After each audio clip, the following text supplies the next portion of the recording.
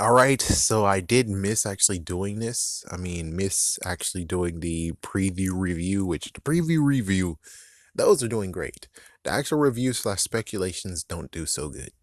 And considering, Hasbro's a little bit kind of what the frick when it's like, you can't show pictures. And I'm like, how exactly the people I'm trying to reach are ones who don't really care to watch the freaking TV show. So I'm able to truly actually get them and be like, oh, okay, I'm gonna watch it. It's like, oh, so that's the guy that he was talking about, and that's the guy. And it's like I have photos to actually be like, oh, there he is. Instead, you want me to basically do what I always do, which is basically be blind and basically just talk about it, and hopefully they'll be able to connect the dots very, very simply. Why Hasbro? Why did you copyright the first damn review? Well, anyways, besides the little gripes and issues I have with these guys, we need to really talk about episode 9. So, episode 9, the Silver Sacrifice. There's some good, there's some bad. Guess I am starting reviews again. I'm gonna give it an attempt, but it's unlikely if I actually do it. The real reason I'm doing this is just because there's just something that's like, uh, what the deal with this? That's the deal. That's the deal. So, anyways, the story itself, it was good. And the story itself was kind of cool. I mean, afterwards, we had this big hiatus, and then we come back straight into it. And it's like, well, it is a good one where it's like we're now actually getting the repercussions of it. The fact that they have Zords now, and they already made sure they snuck in the part of where, oh, why in the world do they just transport? And it's like, yeah, well, we have new technology and they transport. Now, as for the Mantis DNA, I wish they could have just did the freaking little oopsies, to basically, even though it's kind of messed up, at least when it comes to, dang it, I don't think his name was Anthony. Oh my gosh, I don't remember his name. Well, anyways, when it comes to the Go Ranger, at least when it comes to scanning, he was scanning freaking bugs. It would have been cool that the Mantis walked away and he scanned a freaking rhinoceros beetle. So all this time he'll believe it was actually a freaking mantis, but it was actually a rhinoceros beetle. And that clears everything up. If he would have done that, that would have cleared everything up. And then eventually, like a one freaking thing later, you'll be like, oh, this is not mantis DNA at all. This is actually a rhinoceros beetle. It's like, yeah, apparently you don't know what a mantis looks like. That sucks. Like, that sucks, man. I mean, wow, boy, genius, totally stupid. Who would have thunk it? Um, so, besides all of that, we got talked about the Zords, and then they were like, oh, well, Evox wants to have a body still. And it's like, well, he wants steel anyways. And they're like, oh, well, we got to decommission him. And it's like, oh, wow, that's messed up. But I kind of see what he's talking about. Yeah, and then the big freaking MacGuffin, the thing that really is like, why are you guys doing this? Is the fact that you have the two freaking twins, the comic, in quotations, comic relief, doing the yabba dabba doo, and they were cleaning the Zord because apparently, which is like, oh, how convenient. You said in the first episode that they're all over the places where they need them, they're going to be there, which at first is like, oh, okay, that makes sense. But now it's like, oh, it's convenient to actually do your stupid comic crap. That's why they're over there watching the thing. It's because you need them to actually make a laugh instead of actually doing something else. And, well, it's really kind of like, well, it makes it from, oh, that's cool for you guys. At least it's like, yeah, with your dad, it's like, oh, your dad's working for this. It makes sense that you go all over the place and see what it's like, and maybe someday you actually be groomed to do what he's doing. But it turns that into every single time they do certain things, it's like, is it just for comic relief? You're putting them everywhere just for comic relief? Seriously? So comic relief one is Yabba Dabba Doo, where they actually slide down the Gold Ranger sword and go right into some foam, or basically cleaning solution, or whatever, fuzzy. And then they get the freaking paperwork, which that was kind of cool. They actually gave them paperwork for the Gold Ranger and Silver Ranger to use their Megazord or their Zords. So that's pretty cool. And then the two actually decide to do that. And of course, well, because, I'm an adult, adults have this nice little cool sense that's like, oh, see, we can tell what's going on from far away. So you have the shredder thing, right? And then, well, of course, they put the pink papers near the shredder, and of course, the girl, instead of asking, it's like, you guys want me to shred this? Instead, she's like, well, it's a meaningless job. Whatever is here, I'm just gonna shred. I don't give a shit. And she just destroyed the whole entire paperwork. Oh my gosh. And then it becomes a thing later of where it's like they have to piece the paper together. And then the dad, at least the good news is that out of it, the dad is like, well, sometimes rules have to be broken just to be able to do the greater good and save someone and save lives. So that was a good outcome of that, but it's still kind of like, I'm pretty sure this whole entire thing could have actually have been done without it, you know? It could have been done way without it. I mean, they could have still been a part of it, and it was like, well, we're gonna do the paperwork, and then it's like you don't even have to do the yabba dabba do part. It's like it could just be cool where they're actually just, maybe they're assisting. Oh, his name is Nate. There you go.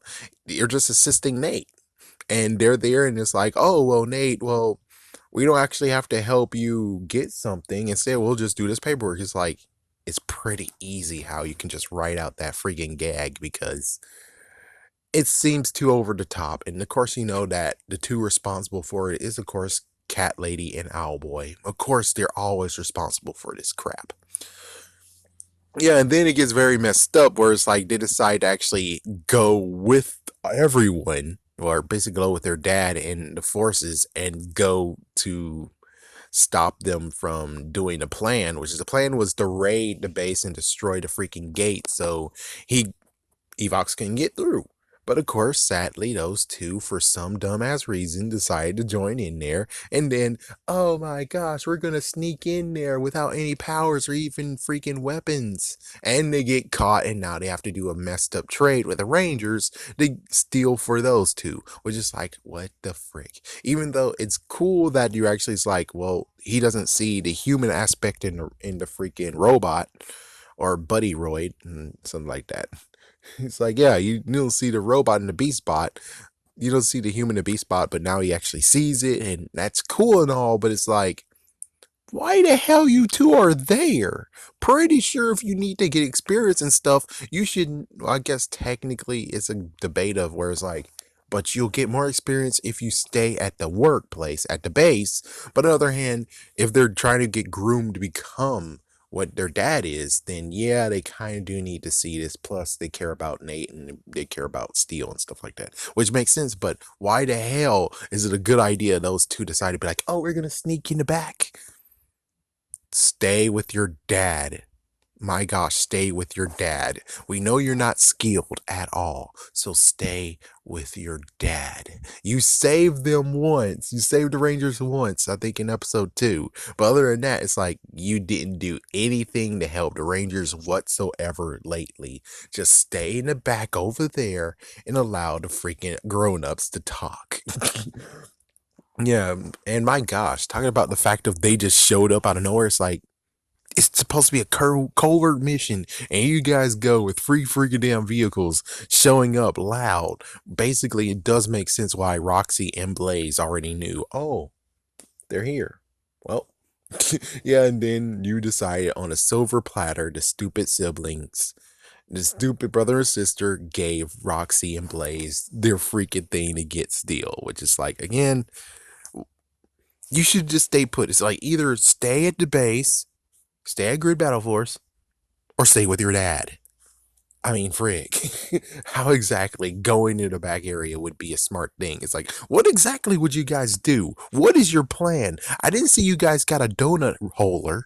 I don't see you guys got a pipe. I don't see you guys even got an X-Staber. I don't see anything that you guys have that could actually have done something to it.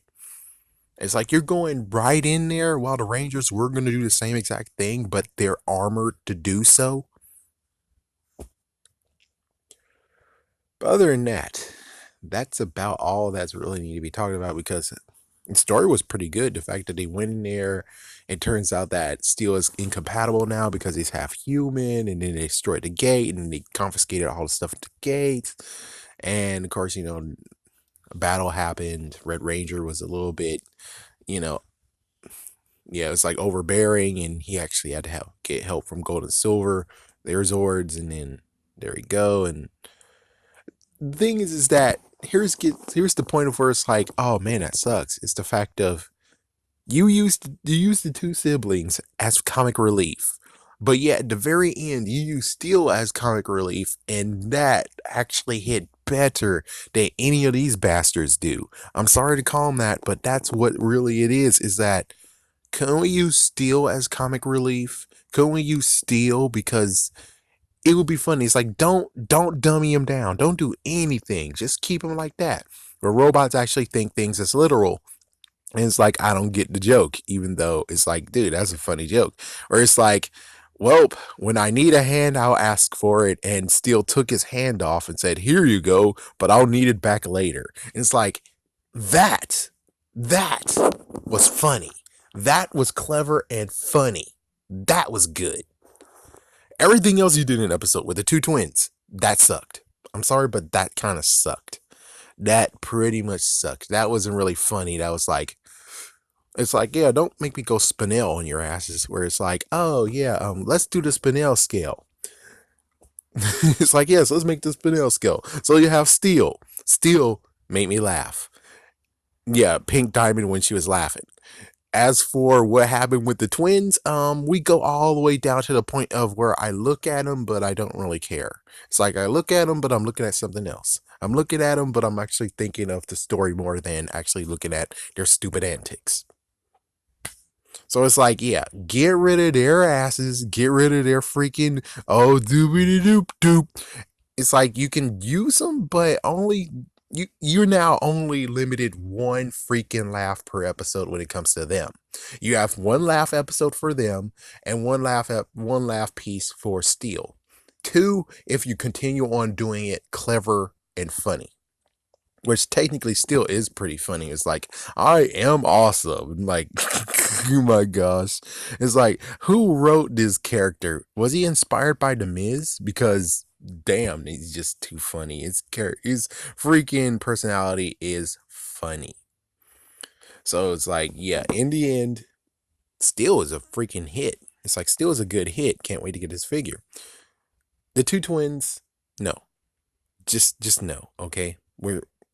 Can we get away from this? It's like, can we get away from this? I know Cat Lady and Owlboy, you love to use those characters and you love to do the funny parts. But for the love of God, can we just stop? Okay? Just stop, period. Or just one funny moment in the episode. You don't have to try to actually sprinkle them in. Thank goodness that they're not alone. But when they're alone, oh boy, they do some messed up crap with these two characters. That makes it like too over the top. And thinking about it's like, do you think they were actually part of this episode? I'm like, I don't think so, but considering the Yabba Dabba Doo moment, that was a little bit far fetched. So I don't know. But the barrel rolling was always the barrel rolling and the freaking bike flying crap. That's where you see that they're over the top and they're most likely in control or they were able to please and crap. But anyways, yeah, I'm done. I'm just gonna go play this game right here.